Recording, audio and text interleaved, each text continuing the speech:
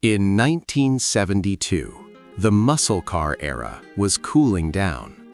Compression ratios were lower. Advertised horsepower numbers looked softer. Insurance companies were watching everything. But Mercury still had something to say. The 1972 Mercury Montego GT wasn't flashy. It didn't rely on wild graphics or oversized spoilers. What it offered instead was clean design, strong V8 options, and that unmistakable early 70s stance. Long hood, wide body, subtle GT badging. It looked serious without trying too hard.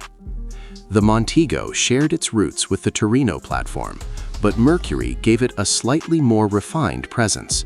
It felt more composed, more mature, but still capable of real performance. Under the hood, buyers could choose the 351 Cleveland V8, one of Ford's most respected engines of the era.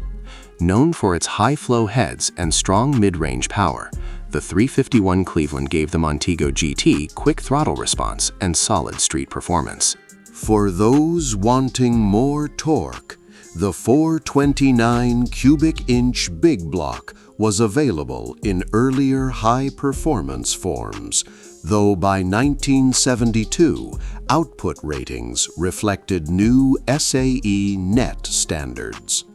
Even so, displacement still mattered. Big engines still delivered big torque. Paired with a 4-speed manual or heavy-duty automatic transmission, the Montego GT could run the quarter mile in the mid-14-second range, respectable for a car weighing over 2 tons and equipped with comfort features. Front disc brakes were available.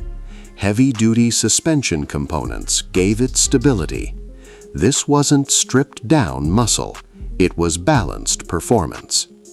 What makes the 1972 Montego GT special today is its place in history. It represents the transition era, the moment when classic high-compression muscle was evolving into something more controlled, more refined. Driving one feels solid. The Cleveland engine pulls smoothly. The body feels planted. It doesn't scream aggression. It delivers it in a steady wave. Production numbers were far lower than mainstream Chevelles or Chargers, which means clean Montego GT examples are increasingly rare at shows. It's not the obvious choice, and that's exactly why it stands out. Would you take a 1972 Montego GT over a Torino? Comment your pick and subscribe for more forgotten American muscle that deserves real respect. Because sometimes the best cars are the ones nobody talks about enough.